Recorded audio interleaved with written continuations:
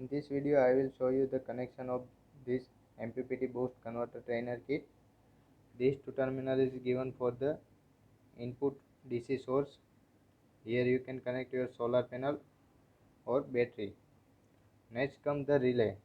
This is the relay position in a series of the circuit.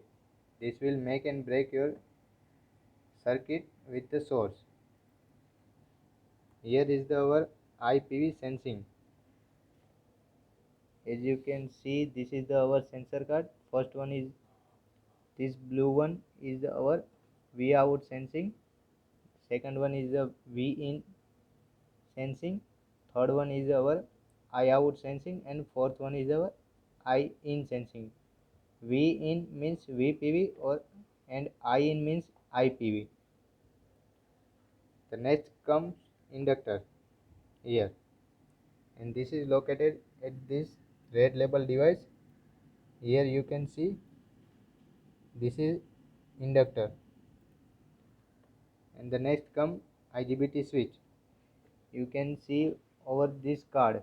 Here the IGBT is mounted with heatsink, and also this diode is connected with the same heatsink in the beside of IGBT. And the next comes is the capacitor. Also capacitor is mounted on the same board. And the next come is the I out, which previous I show you on this board. The third sensor is I out sensor, and the same as V out sensor is connected in between these two terminals. Here you can connect your resistive load. So we have connected bulb as a resistive load over here.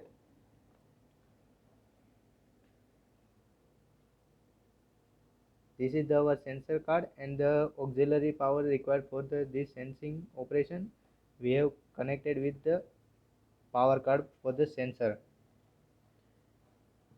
In this board we have connected capacitor, IGBT and diode. Also we have mounted one circuit for the IGBT driver. The IC we have used is TLP350 for the IGBT gate driver IC, and the input gate pulses for the IC we have terminated here. These two terminals is for the relay control. The red one we have connected with our controller pin, which will control the relay. Relay will give protection in behalf of overcurrent or short circuit protection. This 5 terminal is output of our sensor. The first is a VPV, second one is IPV, third one is V out, and the last one is for I out sensing. So these 4 we have connected with our microcontroller. Here you can see we have connected our analog output sensor. We connected gate pulses from advanced timer 1.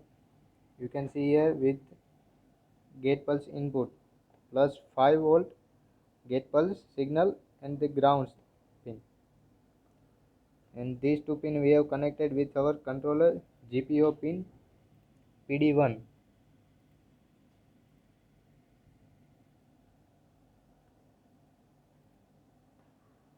For the communication with the PC we have connected this RS232 serial communication. We have used UART protocol for the serial communication. This connection you can see here, this wire is connected here.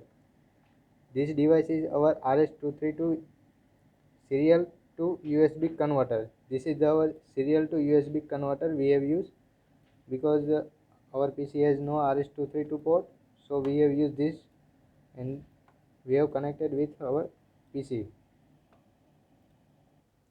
Also we have connected DSO to this gate terminal for the show of gate pulse.